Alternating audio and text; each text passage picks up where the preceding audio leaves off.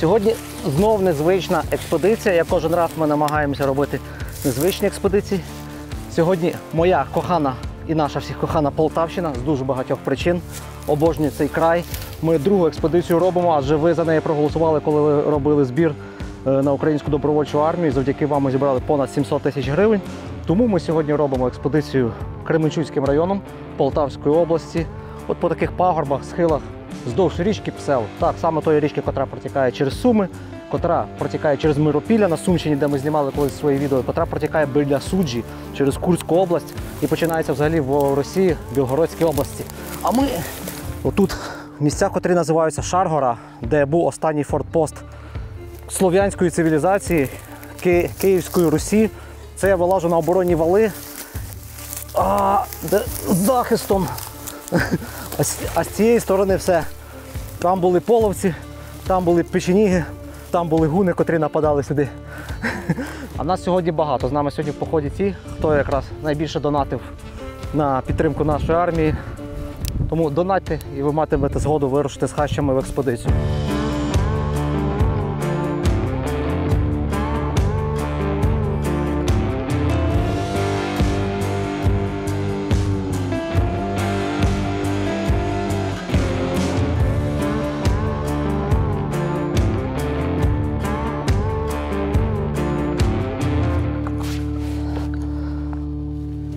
З нами в мандрах завжди стаються дива. І сьогодні на Шаргорі, то, що ще в 6-7 столітті називалося поселенням Кукаган, засноване язичниками, засноване рідновірами, людьми, котрі вірили в багато богів, а потім сюди прийшли слов'яни, вже в 10 столітті воно почалося називатися, так як називається село сьогодні внизу, Голтва. Але вони ще теж не були християнами, адже християнство сюди прийшло вже в 10 столітті, потім пізніше навіть до 15 століття поширювалося по Русі.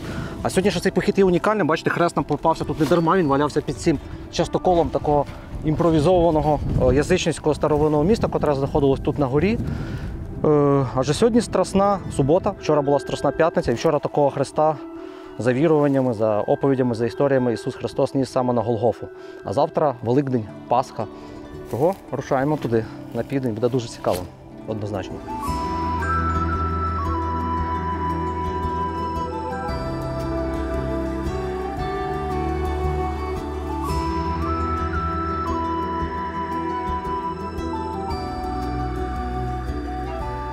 Оце називається Лубенський яр. Я не знаю, чому воно так називається на Шаргорі. Припускаю, що, можливо, тут колись стояла Лубенська сотня козаків, адже ця місцевість, звичайно, після ще русинів перейшла їхнім нащадкам, після Київської Русі, козакам, котрі таборувалися на цій горі, козакам, котрі обороняли Україну від навали ординців.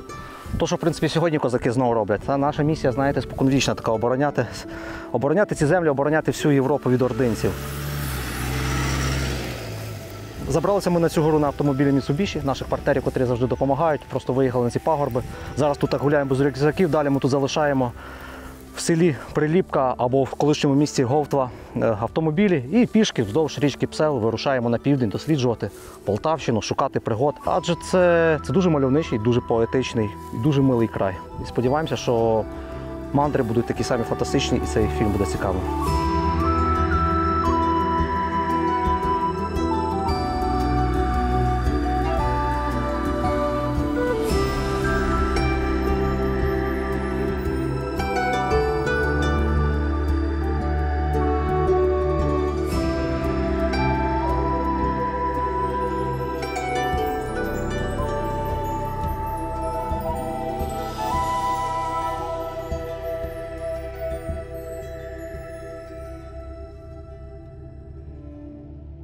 В 5-6 столітті ця місцевість згадується як древнє місто Кукаган. І про те, що це дуже старовинне поселення, одне з найвеличніших, найстаріших у цьому регіоні, на так званій Надпсельщині, те, що знаходиться над річкою Псел, свідчать оці чорні археологічні розкопки, котрими просто всіяна ця гора. Подивіться, в яких масштабах вони тут відбуваються. Це просто якісь як в Ольвії.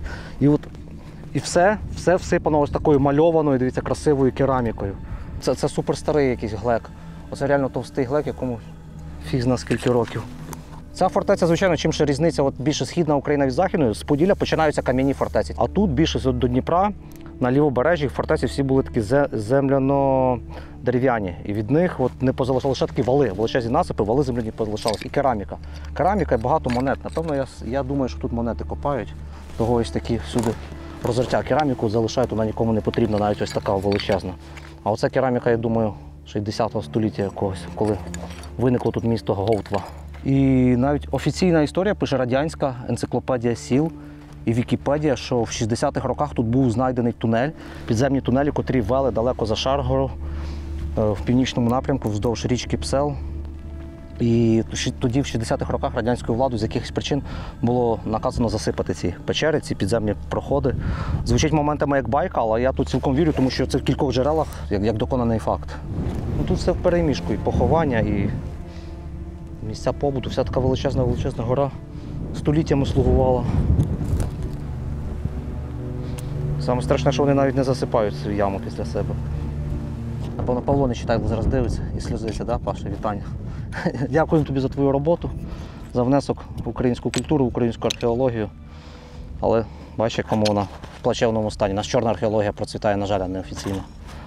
Кістяки людські є.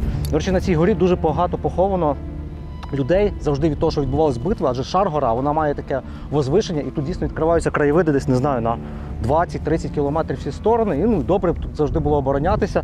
Споконвіку тут була фортеця. В 1638 році тут було повстання козацького ватажка Якова Острянина проти польської шляхти. І на цій місцевості він розбив коронне польське військо. І близько 10 тисяч людей тоді загинуло з обох сторін. І за свідченнями істориків, за свідченнями очевидців, вони були поховані саме тут на Шаргорі. А зараз, бачите, люди це все розкопують. Можливо, оцей кістяк, що я зараз в руку взяв, можливо, це частина тіла якогось козака або якогось польського жовніра.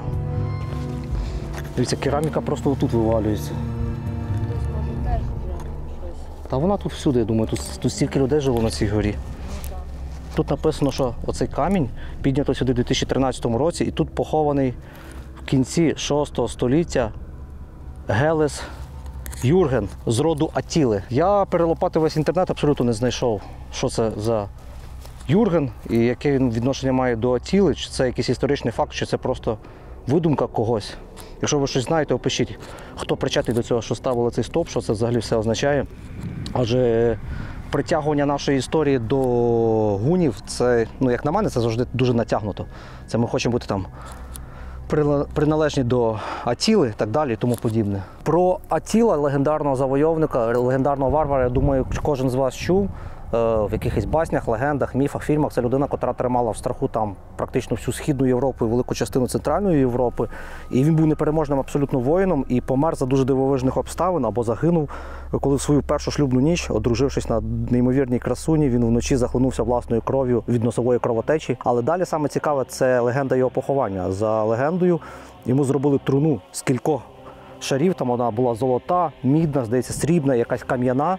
І потім ріку одну відвели, ціле русло, відкопали, щоб ріка пішла іншим місцем. Під рікою викопали велику яму, закопали його і ріку повернули туди назад на це місце, тобто, щоб він був під водою знаходився. Потім всіх людей, котрі це робили, було вбито, знищено, щоб ніхто ніколи не знайшов його поховання. А от де це було зроблено? Більшість зараз істориків схиляються, що це на території Угорщини або Чехії сучасної, десь там. Багато наших таких людей, котрі ставлять ось ці символи, стверджують, що він взагалі похований на Закарпатті десь. А дехто стверджує, що саме тут, де річка Говтва впадає в річку Псел, ось тут внизу, звідки ми починаємо свій похід, що він тут похований десь під цими водами. Хто його знає? Легенда цікава, а може раптом справді тут, а ми сміємося. Цікаво, що є лише руни, тому що це 6 століття, на нашій території тоді існували лише руни.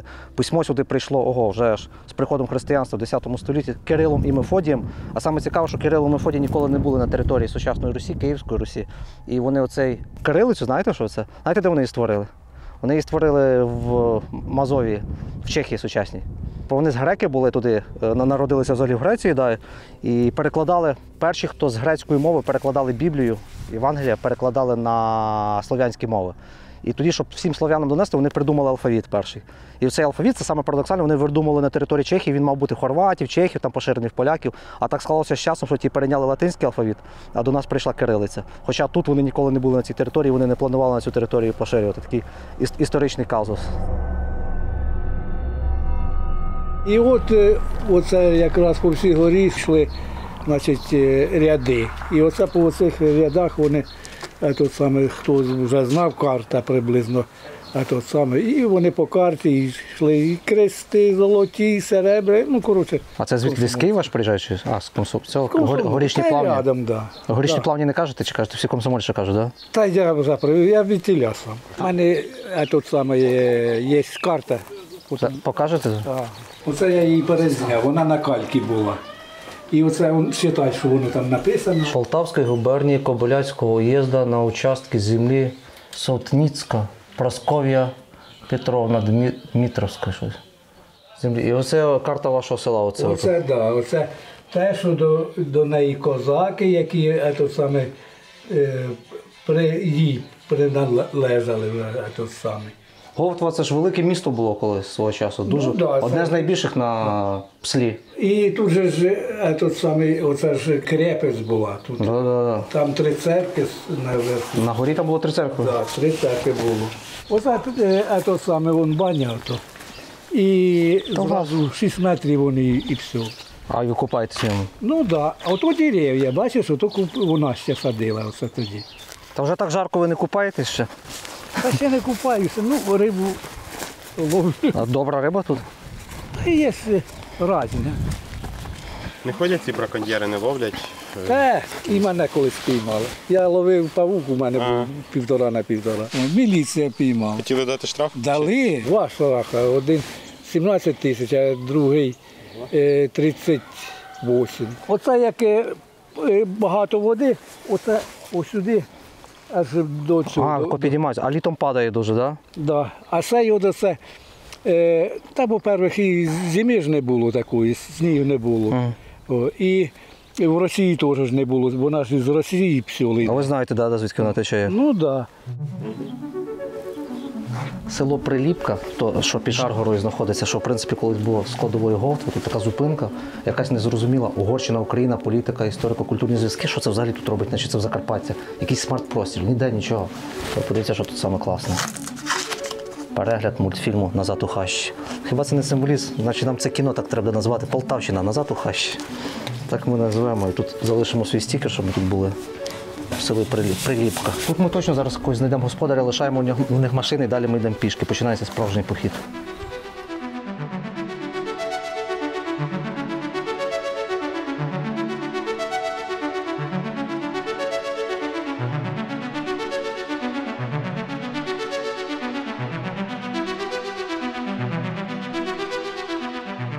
Тут попри річку якісь такі оболоні, заплавні, якісь кущі.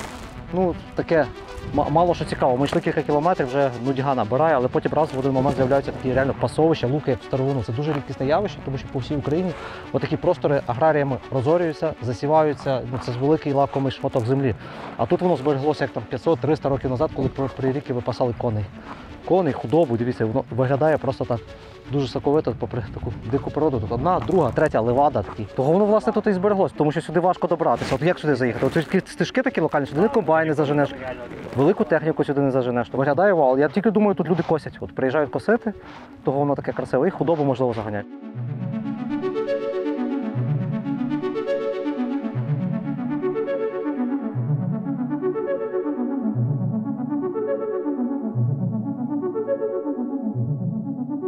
Млини якісь були, чи що це таке було у вас? Ну, це млин вже був при Радянському Союзі. Ага, а раніше. А раніше тут, тут пан Погорялка, тут був кирпичний завод. Це він робив прямо тут кирпич цей погорів. Да.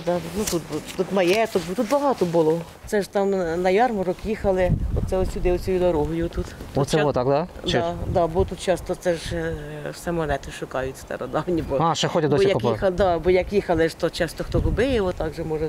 Там є буланові лози туди, ну, по-різному. Ого, у вас тут, ну. Гусяче є. Тут колись було Князєве, чогось так називалося. Воно туди аж, ото, бачите, ці тут груші, ото аж туди тяглося, це все було. Ну, це кажуть так із сторони. Я ж то не можу цього знати, бо я старий. Слухайте, а ще Олесь ваш жилі жив, да? Письменник. Ой, Гончар, так. Да, жив. І вулиця у нас Гончара є. Да. А де є десь хата, де це він жив, вчився? Ну, цього, мабуть, немає, бо я так не можу. А що ви сьогодні, Паски пекли вже чи ні? Ні, А чого ні? та не пекли ще. А що, тільки маєте пекти вже ж вечір? Чи ви не святкуєте завтра? Ми не святкуємо. А що, ви не віруючі чи? взагалі? Нічого, вірю в Бога. Ну, я Біблію вчу і дивлюся, що як там святкують. Там святкував єврейський народ, це вихід з Єгипту було. Так, о, нічого собі, ви знаєте, да. Да. І вони, там було помічено кров'ю Так. єврейських, ну, де був єврейський народ. Так. Кров'ю ягнят помітили двері, щоб туди не заходили. Первенців Бог знищив. Да, це кара Божа така була. Так. І тоді заключив Бог угоду таку, щоб святкувати, ну, щоб відмічали вони цей день. І Ісус Христос ходив вже, а потім вже Ісус Христос заключив вже, новий завіт вже після того, як. А ви ніколи не чули за кікотя такого? Колись ще? Може, історії такі. Отаман Кікоть колись був, або бандит Кікоть. Нічого такого не чули тут? Бандитів чула, що були тут. А, таке... Коли ще ту громадянську війну так звану, да? Бандити. Ну так. Да. Це розказують вже, знаєте, це ж давно було. Ну, це треба дуже старших людей. Це дуже старших, а їх вже зараз не залишилося. Я чула, що банда була. Це бабуся мені моя розказувала. Саме неймовірне в квітні, що є, це зелена трава і білий квіт, який вкриває нашу землю. Ну, просто вся Україна стає неймовірно красивою, а зараз от у цих заплавнях річки Псел ми йдемо, наче в парфюмерному магазині це все супер пахне. Чому ж цей похід сюди обрали? Тому що оці плавні річки Псел – це є таким центром Отаманщини, центром українських повстань 1917-1920 років. Адже тут, саме в цих таких важкопрохідних, важкодоступних таких місцях, де добре є заховатися, діяв ряд видатних, ряд відомих, або, на жаль, швидше всього, мало відомих українських отаманів, тому що вони загалу і українській історії невідомі. Наприклад, отаман Іван Кікоть. Хто з вас чув щось про нього? Я думаю, що ніхто, тому що я сам нещодавно абсолютно про нього дізнався. Це така особистість, котра в 1919-1920 роках робила такий кіпіш у цих краях для червоних. Червоні не могли встановити свою владу, що свого часу у 1979 році на Одеській кіностудії було знято художній фільм «Забудь слова смерть». І цей фільм був присвячений повністю діяльності ЧК, котрі боролися проти отамана Кікотя. Загалом дана картина, в якій головну роль зіграв молодий Богдан Ступка, де він є доблесним чекістом, що бореться проти отамана Кікотя, є шедевром радянського пропагандистського шлаку. Тут повстанці, як такі люті бандити, з'являються з лісу. Страшним голосом закликають селян повстати проти червоних. Граждане селяне, поклон вам от батьки Кикотя! Поклон вам от нашего повстанческого войска! По всей Украине селяне дружно встают против большевиков! Смерть красным! Селяни відмовляються. Далі загін отамана Кікотя починає палити село, але тут однієї миті з'являються доблесні червоні і начебто рятують селян від озлоблених повстанців. Але слід розуміти, що все було якраз зовсім навпаки. Зазвичай червоні палили села, котрі підтримували повстанські загони. Если ты, сволочь, в сей момент не скажешь мне, где кроется Кикоть, расстреляю! Протягом всього фільму отаман Кікоть разом з своїми повстанцями показується як маргінальний озлоблений бандит, що нищить українське село та відстоює свої особисті інтереси. Загалом все в класичному брехливому стилі росіян, котрого вони дотримуються й до сьогодні. Здорово, Кіть. Здорово. Твоя комісара взяла. Насправді Іван Кікоть був отаманом, котрий походив з села Миколаївка. Сьогодні це називається село Троїцьке. Недалеко звідси, на іншому березі Псла. Саме дивно, знаєте, що той фільм набрав, по-моєму, 2 мільйони. Я нещодавно на Ютубі його відкрив, він там коментарі просто такої русської вати, вони навалюють про це ось русський мір, от ці атамани, яка правда, там, типа, як ми боролись за совєтську власть. А знаєте, а потім фільми, в яких розповідається правдива історія про отамана Кікотя і про, наприклад, Андрія Левченка, котрий свого часу об'єднав на півдні Полтавської області 4-5 тисяч чоловік, котрі боролися проти червоних. Про це мало хто знає. Воно лишається таким. Повстанська боротьба починалася саме навесні, коли оживав ліс. Згадайте Юрія Горліса-Горського «Холодний Яр». Ми йшли до лісу, коли ліс оживав, і ми йшли з лісу, коли ліс відмирав. Тобто всі повстання жили разом з лісом.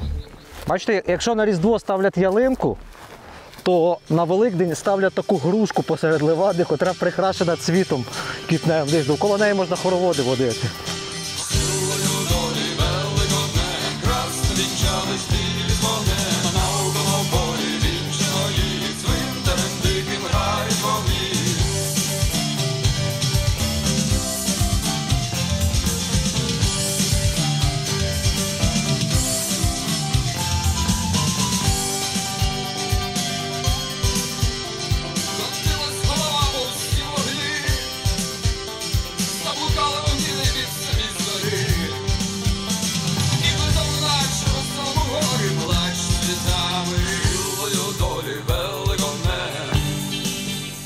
стежку, йдете в джунглях, просто довкола вас ліани ростуть всюди. Подивіться, які тут завали цих дерев. Володар перснів, все, ми несемо перстень до цього.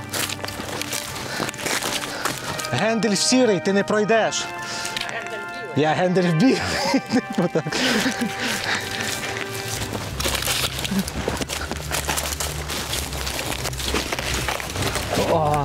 Парк атракціонів Хорошівка. Ось така краса. Найкращі антидепресанти. Це такі українські джунглі. Реально тут, о, дивись, які бобри тут живуть. Вони як олівець сточили величезну тополю. Вербу. Верба це не тополя.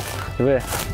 Суворі реалії, що колись цими стежками повстанські отамани ховалися, а зараз в 21 столітті така ситуація склалася. Ну, про яку навіть не знаю, чи варто говорити, така складна. Ну, цими стежками місцеве населення, чоловіки, переміщаються, ховаються на велосипедах, на мопедах, тому що, ну, будемо відверті, це такий реалій часу, люди бояться мобілізації. Люди, аби селом не переміщатись, де поліція, де ТЦК, вони переміщаються цими заплаваннями, цими стежками, тому вони тут такі натоптані, накатані ці стежки. Велосипеди, мопеди, пішки.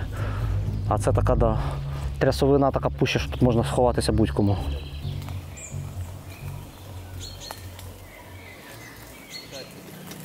Добрий день. Добрий. А підскажете, тут гарні місця, де переночувати можна? Там можна. А біля води можна десь? Чи ні? Чи там погано? Ось по дорозі, з правої сторони, з лівої сторони там побачите бесідки. Бесідки? Прям можна палатку Одна поставити? бесідка. Да? А на той бік ми ніяк по річці не перейдемо? Аж через місто. А, тільки через місто. Так броду ніде немає, кладок немає ніяк нічого. Зараз є отакий груп. Там Да? можуть, так. А ви де їдете? Ну, батьки. А в цей? У вас тут всі на мотоциклах, що це у вас? Це тут їздять, то, що в селі копи.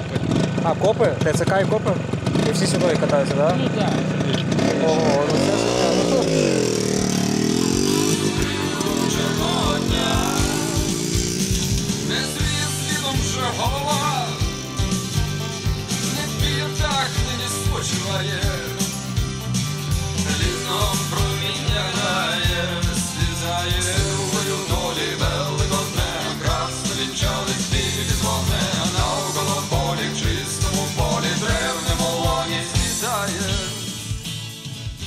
Цієї ночі, суботи на неділю, великодньої ночі чи під ранок ви підете до церков, святити там паски, яєчка. Хоча більшість з вас не віруючі, але це більш така вже сімейна традиція. Оце традиція крашанок, писанок, вона походить ще з язичницьких часів, взагалі там з часів древніх релігій, коли яйце там знаменувало весь народження Всесвіту. А ми зараз по-трушному будемо варити яєчка, знаєте, як яйці. Ми з річки Псел в казаночок наберемо води, потім візьмемо 10 яєць, котрі тут купили у селі хорішки, і зваримо їх прямо на вогні з цибулиним лушпинням і пофарбуємо. Це наші такі будуть крашанки. Це вперше ми зустрічаємо Великдень, Пасху на природі, в поході. А Пасха, знаєте, від чого називається? Від єврейського слова «песах», що перекладається з древньогеврейської, з івриту, як пройти повз, оминути обабіч, тому що коли євреї були вигнані, коли єврейський народ був вигнаний з Єгипту на 10 кар Божих, остання кара була, це коли Бог наслав смерть на всіх первенців сім'ї. І аби оберегти єврейські сім'ї від смерті первенців, на дверях кров'ю ягнят було помазано, і тоді він проходив повз, і від цього це від єврейської мови почало називатись Песах. Згодом традиція Песаху переросла в християнську традицію свята Пасха, котре офіційно на сьогодні називається в церквах як Пасха, а Великдень називається ще від язичницької теж традиції від Великого дня. Тобто, коли ставав більший день, от весна наставала, або просто воно теж вже пов'язано з християнством, як Великий день, день народження нового світу, день, коли життя перемогло смерть. Але дуже цікаво те, що абсолютно так це все перейнято з іудаїзму. Для більшості з вас, напевно, буде відкриття, що Ісус, так, доведено, що це була історична постать, це була така людина, він був пророком, котрий ходив, віщав по Близькому Сходу багато. І знаєте, що саме цікаве? За віросповіданням він був юдей. І за національністю він був єврей. І він вірив в того єдиного Бога монеїстичного, котрий вперше виник якраз в юдаїстичній релігії ще в 18 столітті до нашої ери. А вже в 13 столітті до нашої ери Мойсей виводив народ цей єврейський з Єгипту і привів їх на землю обітовану, туди, де сьогодні знаходиться Ізраїль. Історія така, вона дуже складна і дуже неоднозначна. І всі наші сучасні свята, вони зав'язані на язичництві, зав'язані на рідновірстві, але дуже тісно вони зав'язані всі на іудаїзмі. Адже всі моноїстичні релігії, християнство, так само іслам, вони всі пішли від іудаїзму. Іудаїзм є найпершою моноїстичною релігією у світі. Моноїстична нагадує, це релігія, коли люди починають вірити в одного Бога, тому що до цього в інших розповіданнях люди вірили в багато божеств. Отож, пішли ці варити яйці селя. Я вже говорю по-полтавськи, тому що тут всі говорять якось ля-ля, таке дуже м'яке лю на Полтавщині. Ми будемо варити ці яйці з села Хорішки на вогні і пофарбуємо їх цибулькою. І такий у нас буде вечеря і сніданок в цю пасхальну великодню ніч, коли життя перемагає смерть.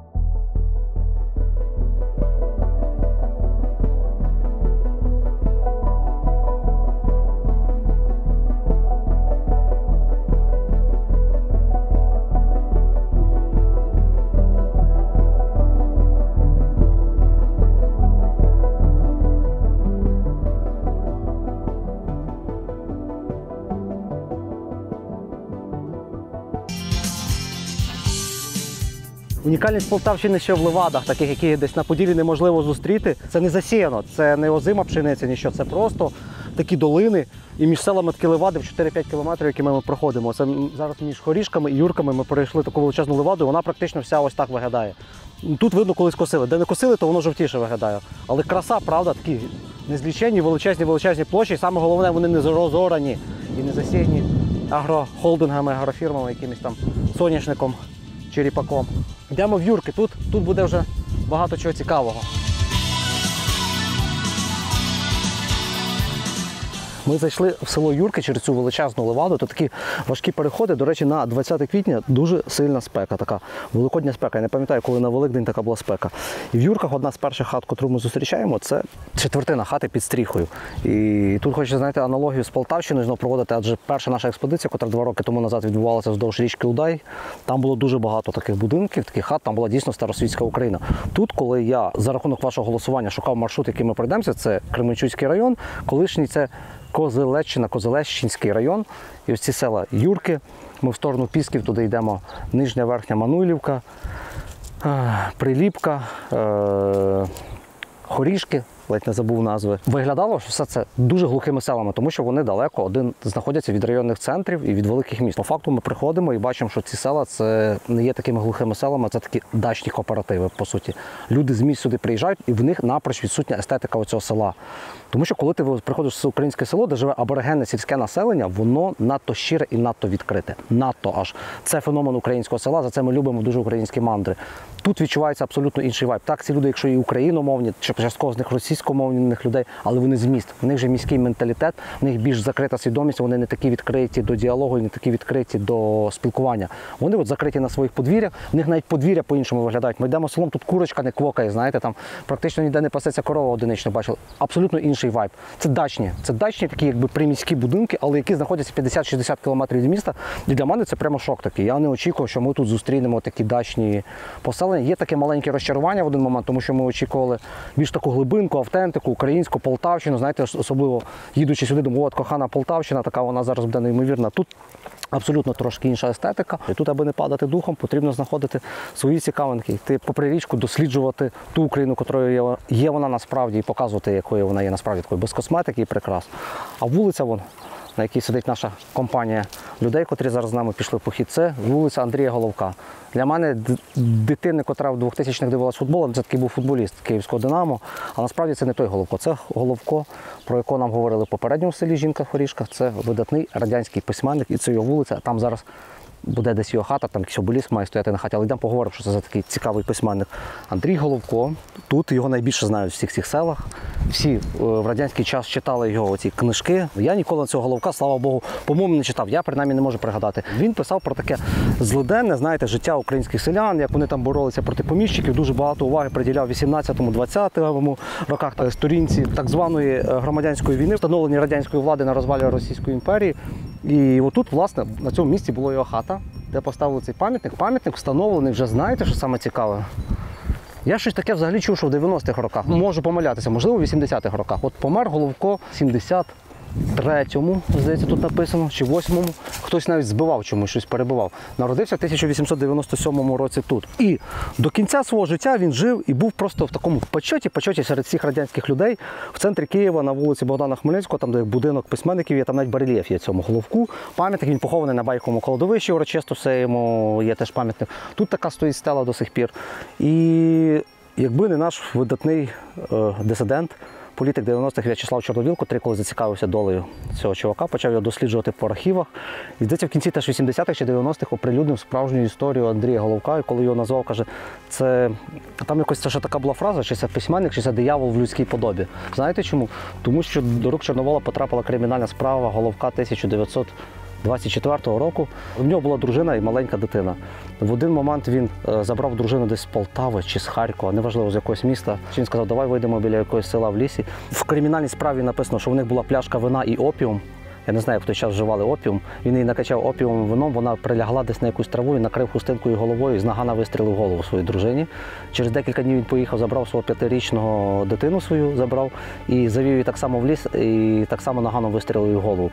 І через декілька днів пішов з явною, з добровільним зізнанням, каже, я вбив свою дружину. Його відправили лікуватися в психлікарню, посилаючись на те, що він хворий, адже він в своїх записках писав, я хворий, і щось там, я їх мав врятувати від цього світу, щось там таке є. І потім Головко посидів буквально кілька років не в'язниці навіть, а в психіатричній лікарні, в'язниці він так ні разу і не сидів.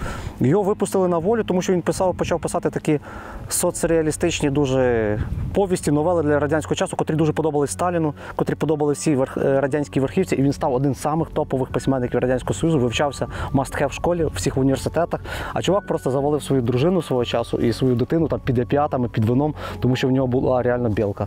Бачите, а стела тут на місці його хати досі в селі Юрки стоїть. Жорсткі історії радянського часу. Не смішні. Він, до речі, потім другий раз був одружений, здається. У нього дружина була в Києві. Я не знаю, чи були діти, чи не були, але є фотографії, де він з дружиною вже там 70-ті роки по Києву гуляє, такий поважний чоловік.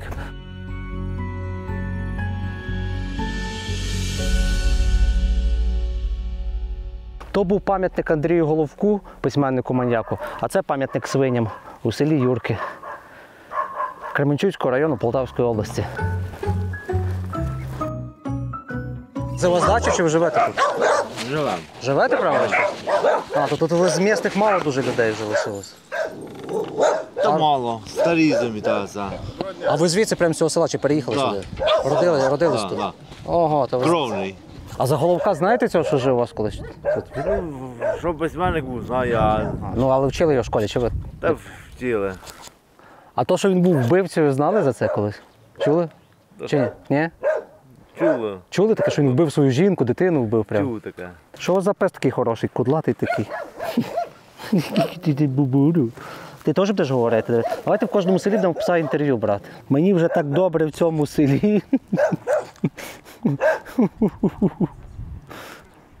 Пес, подивись на цих людей. Максим, поклич сюди. Дивись, пес. Скажи їм, хай вони донатять на армію. Люди. Нам потрібно якийсь збір закрити для ППО або для Української добровольчої армії, правда? Всім глядачам передай. О, передав. А ви оце десь. Йдемо з Приліпки до Пісків пішки по Прирічку. Ага. Щось таке хочемо цікаве подивитися, з людьми поговорити. Подивитися, як люди Пасху святкують. Як ви святкуєте? Та як? Пасок вчора напекло яєць накрасили, Сидите в хаті, так? Батько дотушуємо. А, сьогодні можна тушити? І ще не святкуємо. О, щось так мало людей всюди ми йдемо, всі по хатах. Із Кременчуга давно тут хату купили. Якось. А, ви з Кременчуга? Так, є Але- місний. А, ви місце. А тут бо ми поняли, тут вже більше не село, тут більше дачі. Всі покупляли ми хто де. Той з Харкова, той з Кременчуга, той з Полтави. Багато. І заради того купили, що природа. Ну, два ліси, сосновий, ну. І річка гарна дуже. Так, і річка. Річка пса. Ми думали, що ми перейдемо пішки річку, ага, там така вода з головою вода. Треба човна шукати, щоб на той біг. Та де ви знаєте, а саме зразу то немає нікого тут. А хто самий старший в селі? Та воно живе. чи ні? Оце жіночка? Он. Чи може цікаво розказати нам може? Уже мерла. А, вже кажете, є ж. А вже недавно, місяць назад вмерла, 97.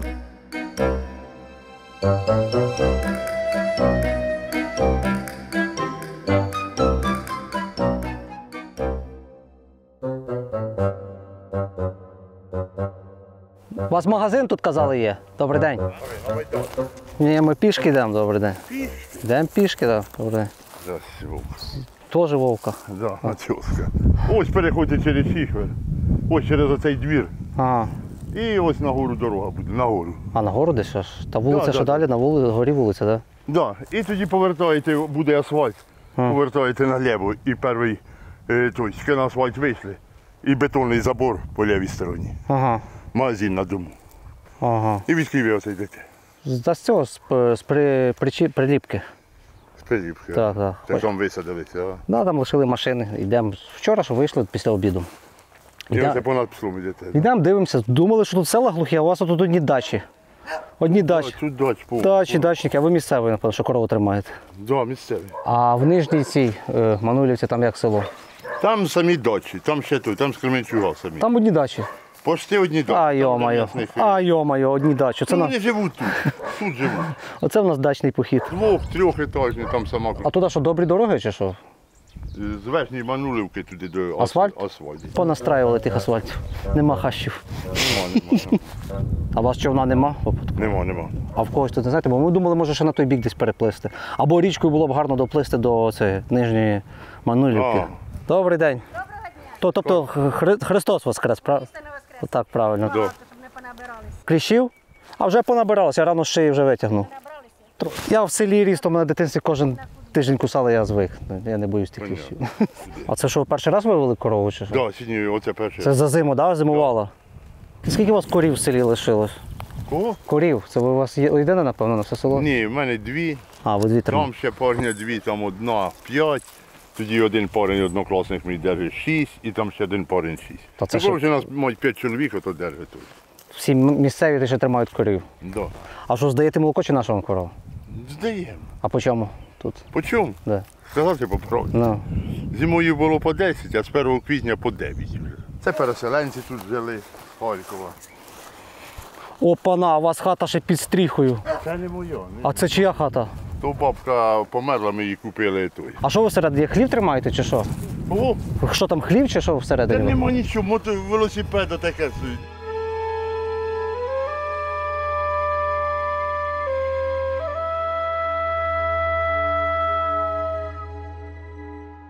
Так, а чим займаєтесь взагалі?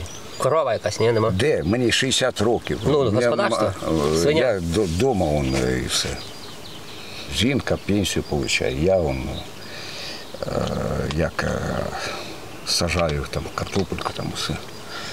Так це я пік. Оце до сих пор топлю в хаті, оце пасочку. А що це ви самі святкуєте Пасху? Чи... Або подай мені. Ні, я кажу, де дівчата, а вони старенькі вже. Я сьогодні сходив. Дівчата старенькі? Ну, вчора посадив 2 городи. Я копав, а не картоплю вкидав. А вчора можна садити було? Вчора субота це? Не можна. Ну, так сказати, мені яка різниця. Я не грішу, тому що я не вдома. А хіба воно так працює? Ну це нормально. Це казенка. По 70 гривень. Вона каже, по 100, кажу, ні, кажу, давай по 70. Куди діватись? Добре. Давайте. Будемо. Щоб війна закінчилася. Це саме головне. А куди мені теж будь ласка? Я 65-го року. Там держи руку таку. Кидай. Дякую. Аж серце забилося. Я не розумію, видно ти? Ні, я за кермом. Я теж за кермом. З 83-го року. По якому ви приїхали сюди і почали в клубі працювати? В 76-му я Русі приїхав, а в 86-му робив. Зав клубом? Да. І що тут робили? Ну як, що? Дискотеки чи кіно? Дискотеки, кіно було все. Це сцена була. Тут висів усе. Ну, що показував, а вітіля показувалося. І тут стільці все були дерев'яні. А оце в мене коптерка була. І тут я все время випивав, називається. Портвейн чи що тоді пили? Чи горів? Так, пив, що горить. Що горить? Так я отримав 90 рублів. І тільки з армії прийшов за бездіяльність і все. Мене вищитили. Я тільки 76 рублів отримав. Як я можу прийти з армії і зразу, щоб в мене дитина була? А за що вищитували? За бездіяльність. А, це таке був податок? Ну так. О, я щось навіть не чув такого. В Союзі було? А до скількох це років він був? А тільки За армію тобі 18 років і все. Мав дітей мати, так? Да? Якщо ти на производстві робиш, ти за бізнес, ми казали, за яйця вищиту. Нічого собі, я навіть такого не знав. 14%. Ну сьогодні ж Пасха. Так, то як ви святкували? Я пішов до дівчат. Ну, жінка вдома, а я пішов теж до дівчат. А до кого ще піти? І що, просто сіли за стіл? Ну і що, як це? Паска, крашанки, конфетки, бутилка. Все. Зараз же ж поміняли оцей, не можу сказати, блядь, оцей довгий президент став, він же єврей. І все перемінив. Була, праздники. Нахрена їх поміняти? От я усю, блядь, не розумію. А євреїв не любите? А чого? Не за того. Ну, дивися, я скільки історії прочитав, я люблю книжки читати, усе. Ну, як це так? Івана Купала ще чорна. Вінки дівчата пускали все. А тут, я не зрозумів, я кажу, а як це Івана Купала вже через тиждень чи 10 днів раніше? Ну, повернулись до історії, бо справжня Купала було 22 червня все життя. Язичницьке. Так ти пойми, була ще при княжні Чорній, я кажу, книжку читав. Хто така княжна Чорна, перший раз чую, не знаю. Це історична книжка, вона, а тут якийсь, я кажу, єврей, блядь, прийшов, блядь, все перемінив. Кажу, бери все, ну, до божественного не лізь. А в єврейського Бога не вірите? Ні. Правильно. А хто кращий президент був? Саме кращий? А я тобі кажу, нема нікого, тому що всі зажралися. А клуб хто розвалював це? А за це я не знаю.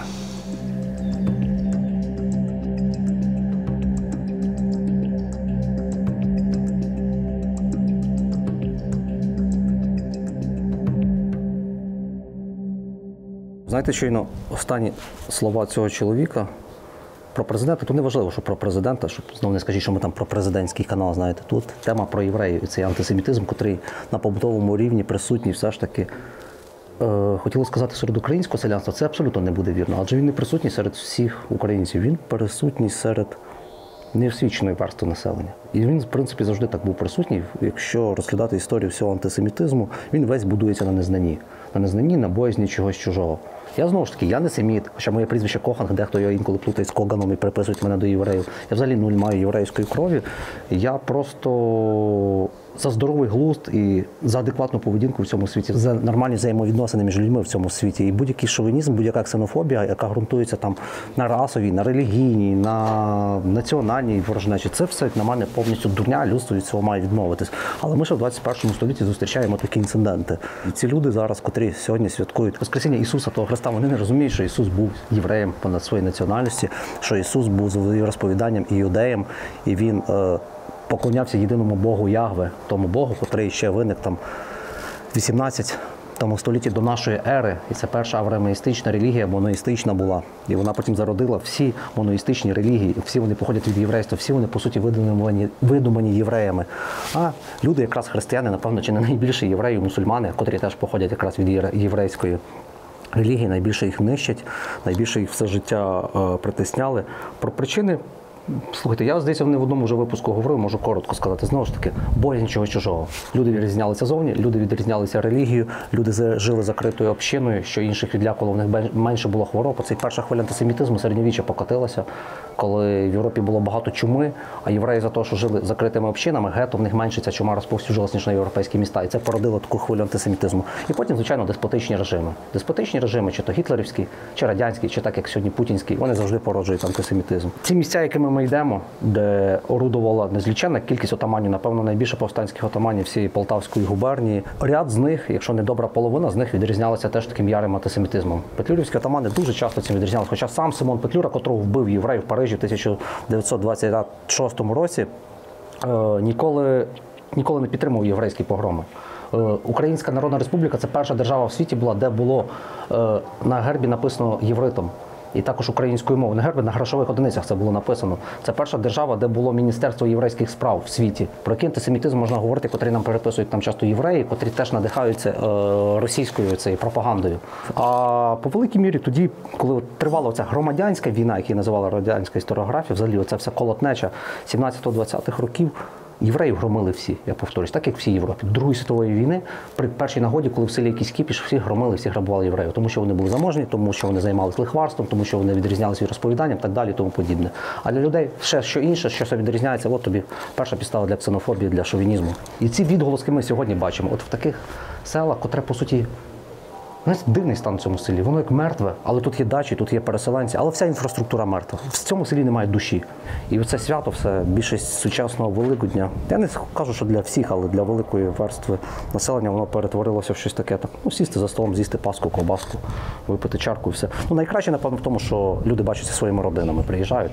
І все ж таки це свято краси, весни, адже це завжди весною відбувається. Це відбувається, нагадую, в першу неділю після повні, котра настала після весняного рівнодення 21-22 березня. Отака у нас цікава історія.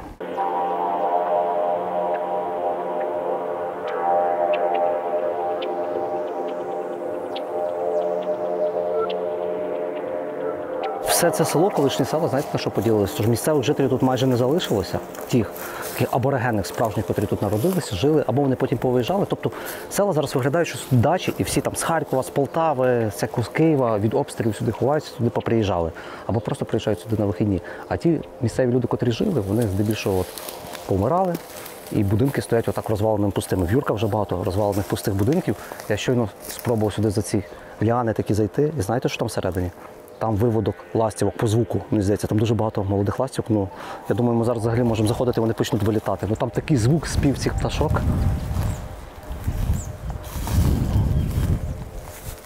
Тут така стара хата, цікава. Це справжня, оце коли я йшов в ці мандри, я очікував дуже багато таких хат, такої справжньої трушної Полтавщини.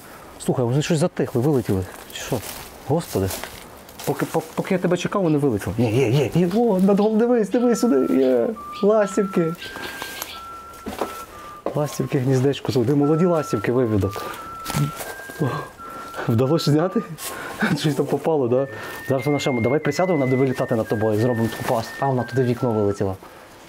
Їх тут багатько було, і вони вилетіли всі. Колись в будинках жили люди, а тепер будинки ці стали оселями для ластівок. Вся хата в ластівчиних гніздах. І це вони над головами звідси повилітали. Драбина така самокльопана. Піч, з якої повибивали метал, але піч, дивіться, така дуже-дуже стара традиційна українська піч. Тому що традиційніше щось за Полтавщину чи за Черкащину, я повторюю, це таких два найавтентичніших українських регіони. Чемодан з підписами, такий чемодан ще з дерев'яним каркасом, знаєте, там часів Другої світової. Листи є. Чи просто папірці. Такі прогризлені, як в старовину. Шановний Василь Михайлович, щиро вітаємо вас з святом перемоги. А, в цьому будинку жив ветеран якийсь. Бачите, дивіться, Велика Отечественна війна. А я ще перед цим, коли зайшов, зрозумів, тут одяг такий, типово чоловічий, тут жив дядько, який приймав участь у Другій світовій. Бачите, оце жакет, такий піджак старовинний, такий ще з ватою. Це дядько, все життя в ньому. Колись старі чоловіки такі, ото буле таке старосвітське таке українське селянство ходило в таких сорочках, в таких кожухах. Я прекрасно таких дідів пам'ятаю. Зараз же їх немає, тому що це було 20 років назад. 1980 рік, 14 травня. На газеті 45 років. Хто керує зовнішньою політикою США? Вся та ж, бачите, в Росії взагалі не змінилась пропаганда. То, що було в радянські часи, так воно, в принципі, якщо російські газети читати, воно зараз так виглядатиме. А залишки його життєдіяльності – це погони якісь. Такі, напевно, що з кітелю. А саме цікаво, це пенсне, чи як це називається, чи ні, це просто такі окуляри, але вони такі, да? Раритетні, старенькі.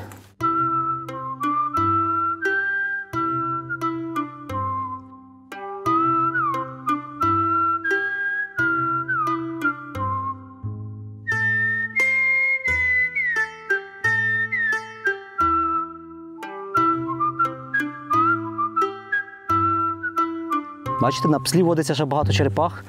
І вже вилупилися, напевно, молоді на весну. І маленька тут бігла, і хтось велосипедом переїхав десь. Я лише таке бачив в фільмах, оцих, знаєте, де багато черепашенят на пляжу десь там, я не знаю. Де. Поховаємо її десь тут. Хай йде в ґрунт туди. Дивіться, що ми в зарощах понад Пслом знайшли. Ми колись на Вінниччині, в Чернівцях, біля Чернівець, знаходили свіжі гриби, дощовики, порхавки, чи як їх там ще називають. А дивіться, що стається з грибом, котрий, це гриб, так,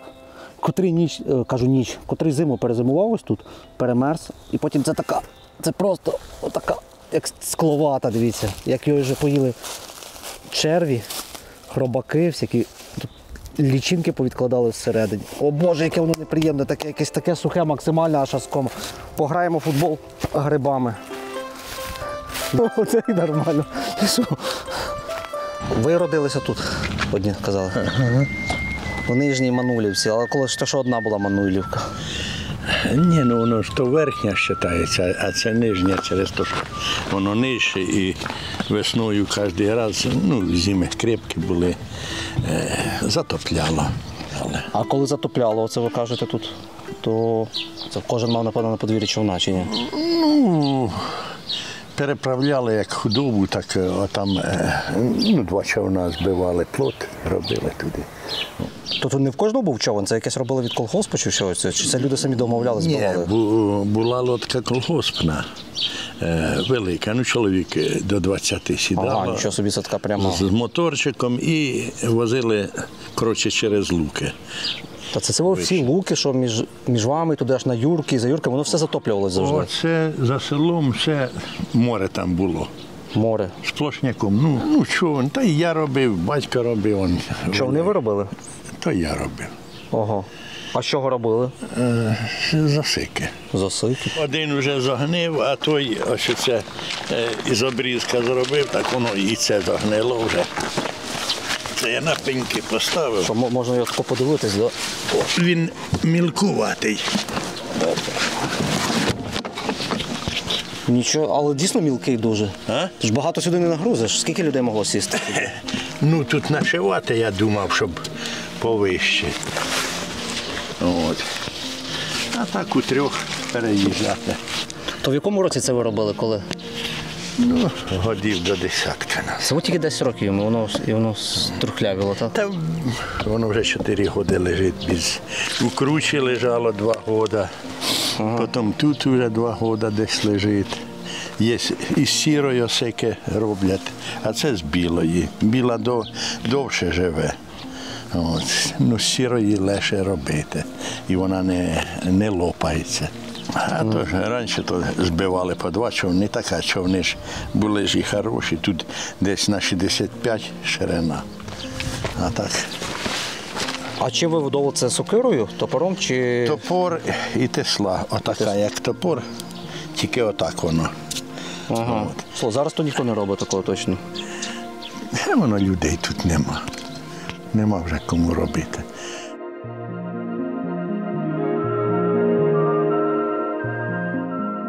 Я на вас підписаний. О, нічого собі, оце так. Вас тут всі люблять, то я вам скажу серйозно. Ви пішком оце? Да, йдемо звідти аж. Господи, це козаки. А що, пам'ятник стоїть ще Горькому? А от. Ні, Горького знесли. Знесли Горького? Так, Горького одразу. На початку війни, так? Так, ні, 22-й год, де він ходив, оцей Горький, і про нього йшла срала, блядь.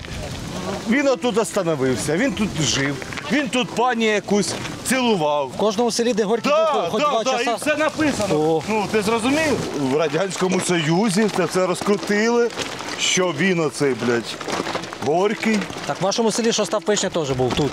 Ні, це хороші хлопці. Вишня, так? Вишня, так. На рибалку приїжджали, вони тут рибалили. Тут багато вас, взагалі ваше село щось дуже любили письменники. Ну то що, воно хороше. Ну так. І хто тут? І Гончар приїжджав. Гончар, так, вони любили нас. І Тютюник тут був, наскільки я читав. Так, любили. А що це, садик був, чи що вони зробили церкву? Це був, господи, прости, студенти приїжджали там робити в колгоспі. І кажуть, що тут дом терпімості. Дом терпімості? А я поняв. Це московська що? Московська, я погиб.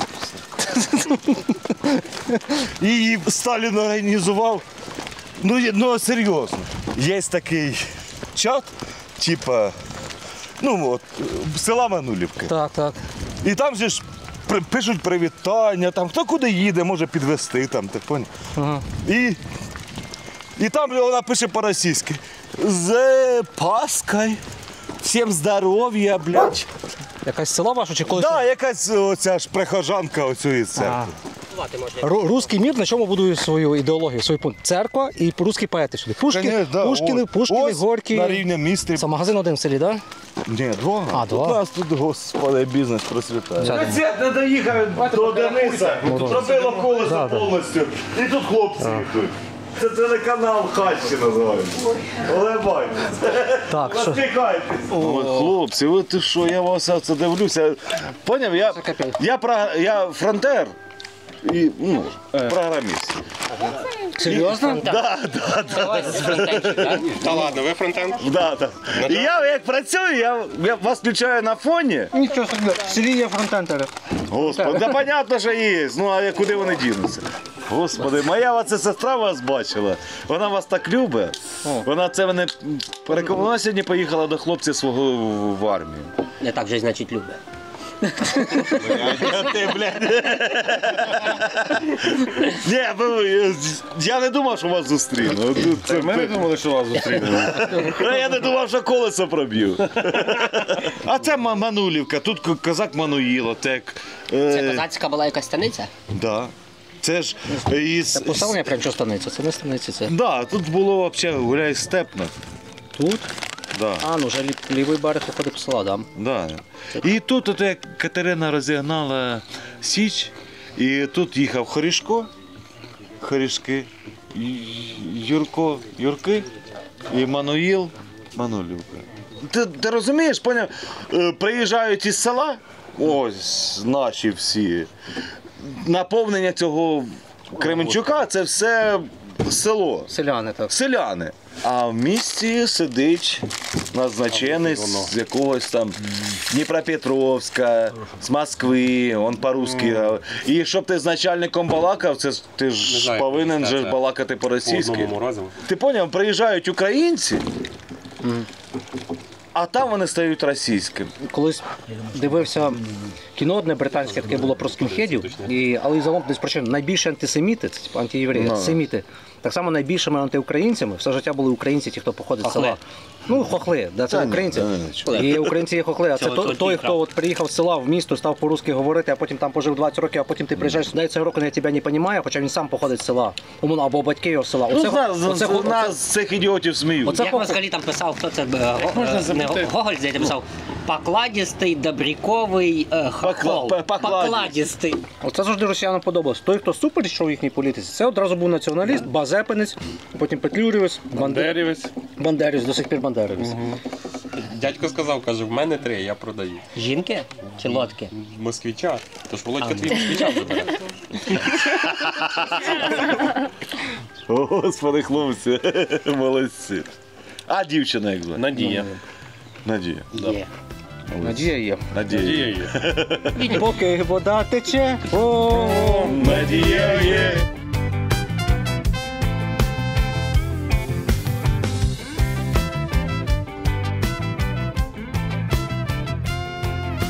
Нас дуже часто, коли запрошують в якісь експедиції на мандриках, звертайтесь там до голів сільських рад, в музеї за інформацією. Це неправдиво, лайфхак від хащу. Знаєте, де найкраще знаходити інформацію? В магазинах сільських і під магазинами. Там люди всі знають, у всіх справжніх сільських хащах, де чоловіки п'ють чарку і жінки розводять сплетні. Там всі про все дізнаються.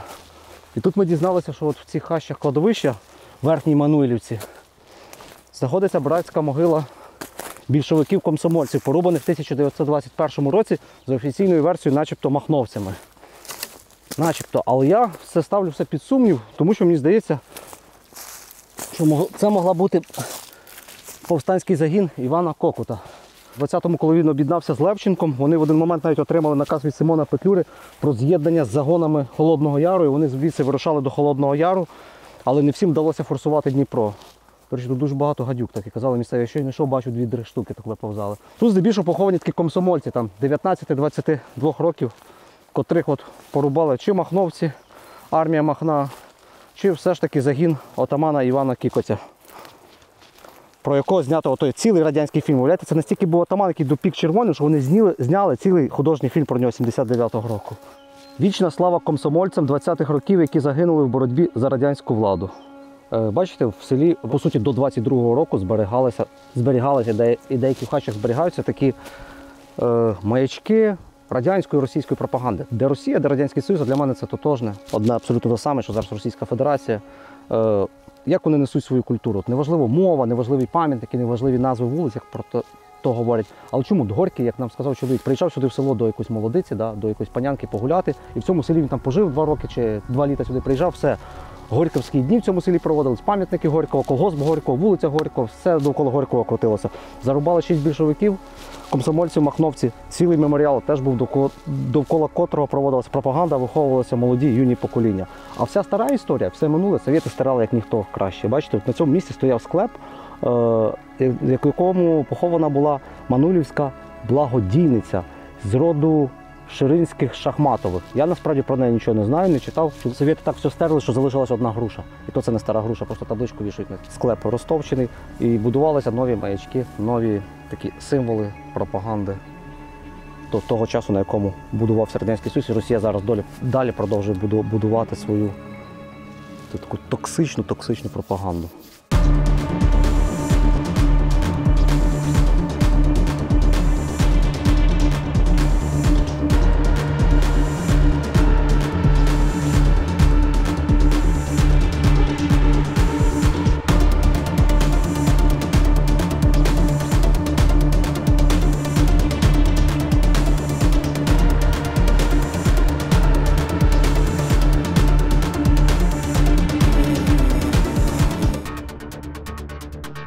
На 3-ю добу нашої експедиції ми автомобілями перебралися на правий берег річки Псел, де є такі пагорби, і звідси з цих пагорбів видно просто абсолютно всю траєкторію нашого маршруту, котрим ми йшли 2 повноцінних на 2,5 дні. Звідти з цієї Шаргори ми вирушили, і просто цією рівниною, цими плавнями, цими лугами ми рухалися от сюди аж Верхню і в Нижню Мануйлівку. До речі, з наголосами знову нас вибачайте, як я зрозумів, місцеві тут говорять все на К. Мануйлівка, Юрки, якось на кінцеві. У нас на Поділлі б це говорили на перші склади. Суть в тому, що за цей похід проголосували ви, наші глядачі, котрі донатили на армію, на підтримку Української добровольчої армії. Ви обирали Кременчуцький район. Я довго обирав, кілька тижнів, якщо не місяців, навіть шукав якийсь цікавий маршрут по Кременчуцькому району. І виявляється, що для мене особисто стало відкриттям, що практично весь Кременчуцький район – це ось така рівнина. Це величезна рівнина, і це практично степ. І в степу все пересаджено посадками. Якихось вкрай мальовничих і вкрай цікавих місць я, на жаль, не знайшов. Вони є вздовж берегових ліній, вони є вздовж Дніпра, але там все густо заселено, там немає чогось такого в стилі, як Бихачі, щоб ми могли знайти. Один момент я подумав, що так буде вздовж річки Псел, найцікавіше місце, найглухіші місця.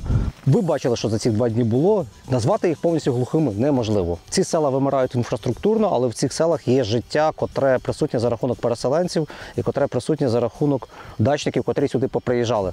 Ця експедиція по-своєму є чудова, адже ми пізнаємо Україну, якою вона є. Адже до цього, бачачи цей район лише на карті, на мапі України, пальцем тикаючи і по Google фото, я ніколи не міг вивчити і зрозуміти, що тут робиться. Але я цілком свідомо розумію, що ці края для багатьох місцевих жителів, для людей, котрі тут виросли, є найкращими в Україні. Адже кожен любить свій рідний край, в якому він виріс, і той край йому є найлюбішим і найцікавішим. З цього можна лише зробити такий висновок, що Україну потрібно любити будь-якою, яка вона є. Від степів Донбасу, степів Причорноморя, індустріалізованих районів Надніпров'я, Карпат, Галичини, Поділля. Для нас любить Поділля, тому що ми, по суті, з Поділля. Але ми будемо відвідувати кожен регіон України, аби пізнавати Україну, аби її вивчати, інколи отак стоптувати ноги, натирати плечі, аби розуміти, в якому ми краю живемо, вивчати її історію, досліджувати історію цього краю, щоб мати майбутнє також у цьому краю.